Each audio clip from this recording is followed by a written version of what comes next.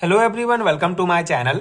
आज हम इस वीडियो में free radical halogenation topic detail में डिस्कस करेंगे, जो एल्केन्स चैप्टर का एक इंपॉर्टेंट कॉन्सेप्ट है, एक इंपॉर्टेंट टॉपिक है। सो आज हम इस पर्टिकुलर वीडियो में फ्री रेडिकल हैलोजिनेशन क्या होता है, इसका बेसिक कॉन्सेप्ट डिटेल में डिस्कस करेंगे एंड इसके मैकेनिज्म को समझेंगे। इसके मैकेनिज्म के 3 steps, initiation, propagation and termination, को डिटेल में डिस्कस करेंगे, एग्जांपल्स के द्वारा समझेंगे। सो बहुत ही इंपॉर्टेंट कॉन्सेप्ट है बीएससी एंड एमएससी लेवल के सेमेस्टर एग्जाम्स के लिए। उस अकॉर्डिंग पूरा कॉन्सेप्ट समझाने का प्रयास करूंगा एंड ये प्रॉपर नोट्स आपको प्रोवाइड करूंगा, जो आपके सेमेस्टर एग्जाम्स के लिए बहुत हेल्पफुल होगा।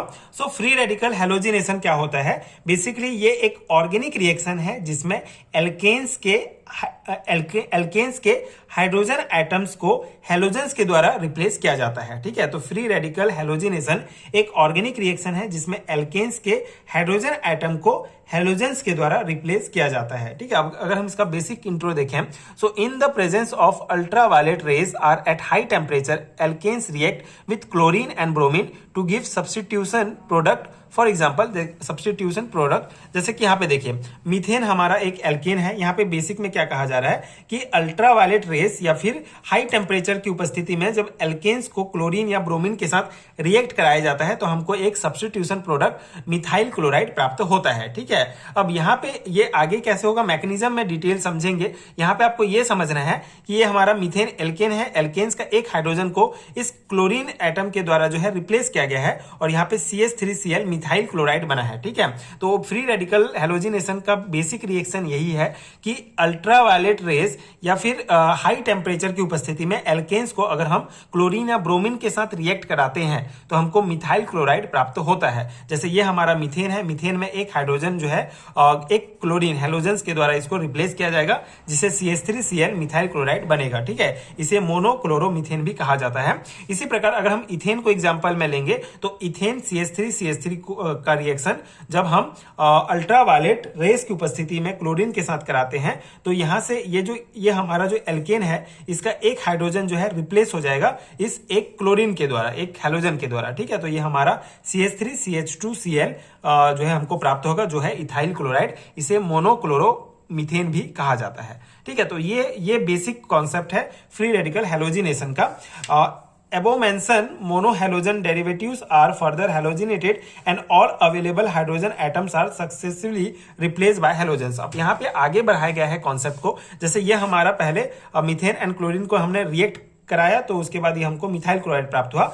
फिर जब ये जो मिथाइल क्लोराइड है हमारा, अगर मिथाइल क्लोराइड को अगेन फिर जो है हम क्लोरीन मॉलिक्यूल के साथ जब हम इसको रिएक्ट कराते हैं तो फिर से हमको ये जो एक क्लोरीन है फिर एक हाइड्रोजन एटम्स को जो है यहाँ से रिप्लेस कर देगा और ये हमको CH2Cl2 इथाइल क्लोराइड प्राप्त होगा। ठीक है, फिर जब ये इथाइल क्लोराइड को फिर अगेन एक क्लोरीन मॉलिक्यूल के साथ हम रिएक्ट कराएंगे तो फिर हमको CHCl3 प्राप्त होगा, इथाइल क्लोराइड। फिर इसको फिर हम क्लोरीन के साथ रिएक्ट करेंगे तो यहाँ पे देखिए एक हाइड्रोजन फिर इस एक हैलोजन के द्वारा रिप्लेस कर दिया जाएगा और हमको प्राप्त होगा टेट्राक्लोरोमीथेन। अब इसके बाद कोई हाइड्रोजन प्रेजेंट नहीं है, इसीलिए ये रिएक्शन जो है आगे नहीं बढ़ेगा और हमको ये मेन प्रोडक्ट प्राप्त हो जाएगा, कार्बन टेट्राक्लोराइड या टेट्राक्लोरोमीथेन। ठीक है, तो इस प्रकार से ये रिएक्शन बढ़ते जाता है। ठीक है, जो भी हमको सब्स्टिट्यूशन प्रोडक्ट प्राप्त होता है उसको अगेन फिर हम क्लोरीन मॉलिक्यूल के साथ रिएक्ट करते हैं तो अगेन फिर वो जो क्लोरीन है वो क्या करेगा, एक हाइड्रोजन जो एटम होगा उसको रिप्लेस करेगा। इस प्रकार से प्रोडक्ट हमको प्राप्त होते जाते हैं। तो ये इसका बेसिक कॉन्सेप्ट है। इसके मैकेनिज्म से आपको और डिटेल में समझ में आएगा। सो यहाँ पे कुछ और पॉइंट आपको ध्यान रखना है। No halogenation occur in dark at ordinary temperature except with fluorine. ठीक है, तो डार्क या फिर ऑर्डिनरी टेम्परेचर में ये जो पूरा प्रोसेस है हैलोजिनेशन वाला, ये प्रोसेस नहीं होगा। ठीक है, अगर हमारा टेम्परेचर हाई है या फिर हम अल्ट्रावायलेट रेस का उपयोग कर रहे हैं तो उस स्थिति में जब हम एल्केन को क्लोरीन या ब्रोमीन के साथ रिएक्ट कराते हैं तभी ये हैलोजिनेशन प्रोसेस होगा। But with ultraviolet light or high temperature reaction occur with chlorine and bromine. This type of halogenation occur by free radical chain mechanism. ठीक है, अब यहाँ पे हम इसका मैकेनिज्म को डिटेल में समझेंगे। यहाँ पे देखिए अगर हम क्लोरीन ब्रोमीन की जगह फ्लोरीन लेते हैं तो उस स्थिति में यहाँ पे एक्सेप्ट कहा गया है, तो एक अपवाद है। अगर हम क्लोरीन ब्रोमीन हैलोजन की जगह फ्लोरीन लेते हैं तो वो जो है ऑर्डिनरी टेम्परेचर में भी ये हैलोजिनेशन जो है हमारा प्रोसेस हो जाएगा, ये रिएक्शन होगा। लेकिन अगर हम क्लोरीन या ब्रोमीन यूज कर रहे हैं तो उस स्थिति में हमको अल्ट्रावायलेट रेस या फिर हाई टेम्परेचर की ही आवश्यकता पड़ेगी। तो ये बेसिक हमारा हो गया। अब हम मैकेनिज्म डिटेल में समझते हैं। Mechanism of free radical halogenation. So halogenation is a free radical chain substitution reaction. In this reaction alkyl radicals are obtain as the intermediate compound. ठीक है, तो यहाँ पे एल्काइल रेडिकल जो है हमको इंटरमीडिएट कंपाउंड्स के रूप में प्राप्त होता है। Let us illustrate the mechanism of halogenation of alkanes by considering the chlorination of methane. अब यहाँ पे हम एग्जांपल्स के रूप में क्लोरीनेशन ऑफ मीथेन, ठीक है, मीथेन के क्लोरीनेशन को पूरा हम समझेंगे, जिसमें 3 स्टेप में होता है मेनली इसका mechanism. Chain initiation, propagation and termination. तो चेन इनिशिएशन क्या होता है? When a mixture of methane CH4 and chlorine molecule is heated to 526 to 675 Kelvin in dark are subjected to ultraviolet light at room temperature.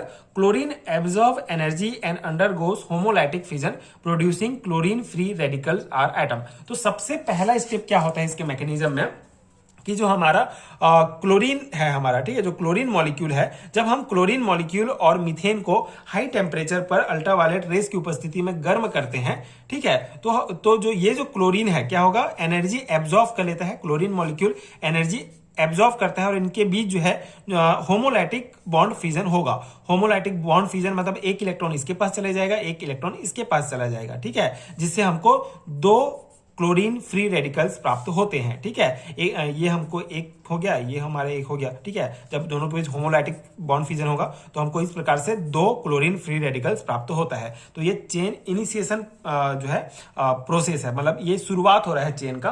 अब उसके बाद हम propagation second step की अगर हम बात करें तो after some time chlorine free radicals have been produced. 2 steps are possible. Firstly a chlorine free radical can abstract a hydrogen atom from on the methane producing a molecule of HCl and methyl free radicals. अब यहाँ पे क्या होगा, देखो कुछ समय बाद जब ये चेन इनिशिएशन प्रोसेस होगा, क्लोरीन फ्री रेडिकल्स बन जाएगा, उसके बाद 2 स्टेप पॉसिबल हो सकते हैं। पहला ये कि जो क्लोरीन फ्री रेडिकल है ये हाइड्रोजन एटम को जो है मीथेन के जो मीथेन में एक हाइड्रोजन एटम है उसकी को जो है अपने तरफ अट्रैक्ट करेगा, ठीक है, उसको अपने तरफ खींचेगा। मेनली यहाँ पे प्रोसेस क्या हो रहा है, ये जो क्लोरीन फ्री रेडिकल है एक हाईली रिएक्टिव स्पीसीज है जो CH4, ठीक है, जो मीथेन के हाइड्रोजन को अपनी तरफ खींच लेता है और इस प्रकार से ये हमको मिथाइल फ्री रेडिकल प्राप्त हो जाता है। तो पहला जो स्टेप है, पहला जो पॉसिबल स्टेप है वो ये है कि हमको मिथाइल फ्री रेडिकल प्राप्त होगा, क्योंकि जो क्लोरीन फ्री रेडिकल है हमारा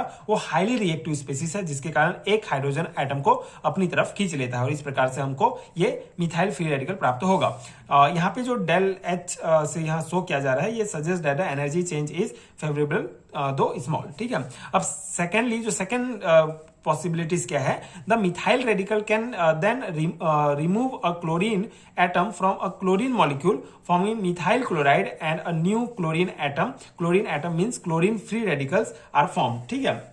अब यहाँ पे सेकेंड स्टेप में क्या होगा, मिथाइल रेडिकल जो है, जो हमारे ये जो मिथाइल फ्री रेडिकल जो है हमारा एक और क्लोरीन मॉलिक्यूल के साथ रिएक्ट करता है, जिससे मिथाइल क्लोराइड हमको प्राप्त होता है और साथ ही साथ एक और हमको क्लोरीन फ्री रेडिकल मिल जाएगा। मतलब ये जो मिथाइल फ्री रेडिकल है वो अगेन फिर एक क्लोरीन मॉलिक्यूल के साथ रिएक्ट करेगा, जिससे जो है ये जो है ये बॉन्ड बना लेंगे, ठीक है। इस प्रकार से मिथाइल क्लोराइड बन जाएगा और ये जो इनके बीच मतलब क्लोरीन मॉलिक्यूल भी के बीच होमोलाइटिक बॉन्ड फ्यूजन होगा, तो एक इलेक्ट्रॉन इसके पास जाएगा और ये इलेक्ट्रॉन इस प्रकार से बॉन्ड बना लेंगे और ये मिथाइल क्लोराइड हो जाएगा और साथ ही साथ हमको एक फ्री रेडिकल क्लोरीन प्राप्त हो जाएगा, ठीक है। क्लोरीन फ्री रेडिकल इस प्रकार से प्राप्त हो जाएगा।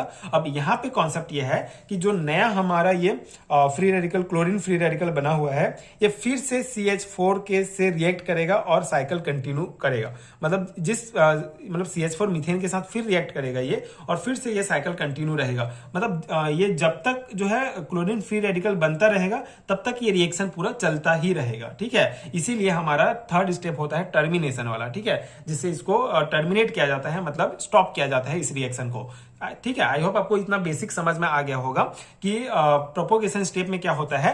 पहले मीथेन जो है मीथेन से जो है क्लोरीन फ्री रेडिकल हमारा एक हाइड्रोजन एटम को अपनी तरफ अट्रैक्ट करेगा, इस प्रकार से HCl बनाएगा और ये हमको मिथाइल फ्री रेडिकल प्राप्त होगा।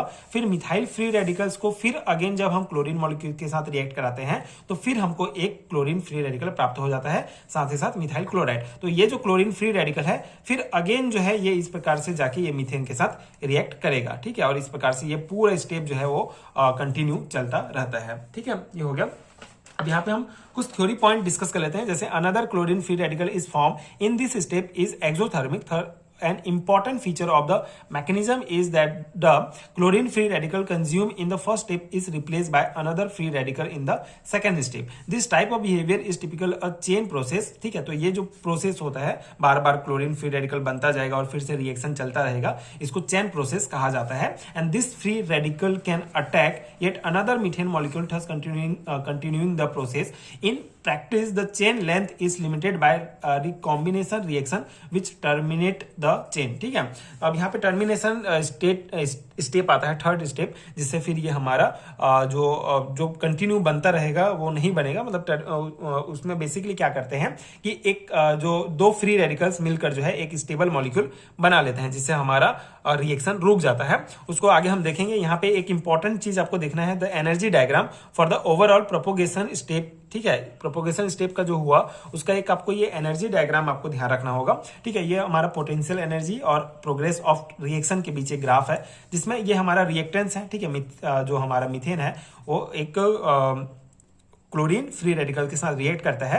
तो फर्स्ट ट्रांजिशन स्टेट जो है ये हमारा होगा और ये हमारा सेकंड ट्रांजिशन स्टेट होगा सेकंड स्टेप के बाद, ठीक है। तो और ये हमारा प्रोडक्ट बनेगा। तो ये इससे ये जो हमारा एनर्जी डायग्राम है इससे हमको क्या पता चलता है, it is clear from the above figure that the energy of activation EACT के द्वारा एनर्जी ऑफ एक्टिवेशन को शो किया गया है for step first is more than the step 2, ठीक है। तो जो एनर्जी की आवश्यकता होती है पहला स्टेप में वो सेकंड स्टेप से ज्यादा होती है। This implies that the step first is a more difficult and hence is the rate determining step of the reaction, ठीक है। तो पूरे रिएक्शन का रेट डिटरमाइनिंग स्टेप कौन सा है, ये पहला रिएक्शन है, फर्स्ट ट्रांजिशन स्टेप, ठीक है, क्योंकि इसके लिए हमको ज्यादा एनर्जी की आवश्यकता पड़ रही है। In other words, formation of CH3 radical is slow, but once it is produced, it react quickly with Cl2 molecule forming CH3, Cl and Cl radicals, ठीक है। तो मतलब इससे ये पता चलता है हमको कि जो CH3 रेडिकल्स है हमारा, उसका फॉर्मेशन तो मुश्किल है, लेकिन एक बार जैसे ही बन जाता है फिर अगेन फिर वो जो है Cl2 मॉलिक्यूल के साथ क्विकली जो है रिएक्ट करते जाता है और हमको ये फिर CH3, Cl and ये Cl जो फ्री रेडिकल्स है ये हमको प्राप्त होते रहता है, ठीक है। तो ये पॉइंट जो है कहा गया है। तो ये एक इंपॉर्टेंट है, ये पोटेंशियल एनर्जी डायग्राम है क्लोरीनेशन ऑफ मीथेन का, तो ये आप ध्यान रखेंगे, एक इंपॉर्टेंट एनर्जी डायग्राम है। अब हमारा थर्ड स्टेप हम देख लेते हैं, chain termination. So the chain reactions discuss above में come to a halt if two of the same are different free radicals combined among themselves without producing new free radicals. Some of possible chain termination steps are, ठीक है। अब यहाँ पे जो है termination में मैंने जैसे कि आपको बताया कि इसको रोकना जरूरी है, तो रोकने के लिए दो फ्री रेडिकल्स मिलकर एक स्टेबल मॉलिक्यूल बना लेते हैं। जैसे अगर हम दो क्लोरीन एटम्स को जब रिएक्ट करेंगे तो हमारा एक Cl ये बॉन्ड बना लेंगे और ये स्टेबल मॉलिक्यूल बन जाता है, ठीक है। इस प्रकार से CH3 को रिएक्ट करा के या फिर CH3Cl को रिएक्ट करा के ये हम बना सकते हैं, टर्मिनेट कर सकते हैं, रिएक्शन को रोक सकते हैं। तो ये जो है चेन टर्मिनेशन होता है हमारा थर्ड स्टेप। तो ये हो गया हमारा detail mechanism free radical halogenation का, यही कॉन्सेप्ट है। आई होप कि आपको समझ में आ गया होगा। जितना भी इंपॉर्टेंट पॉइंट था इससे रिलेटेड, जितना भी आप एग्जाम में कॉन्सेप्ट था इससे रिलेटेड, मैंने आपको बताने का प्रयास किया है। आई होप कि आपको समझ में आ गया होगा एंड ये नोट्स आपके एग्जाम प्रिपरेशंस के लिए हेल्पफुल रहा होगा। अगर आपको हैंड रिटन नोट चाहिए PDF फॉर्म में तो नीचे डिस्क्रिप्शन बॉक्स में आपको लिंक मिल जाएगा, वहां से आप चेक कर सकते हैं। एंड आगे की वीडियोस देखने के लिए चैनल के साथ जुड़े रहिए। Thank you so much for watching.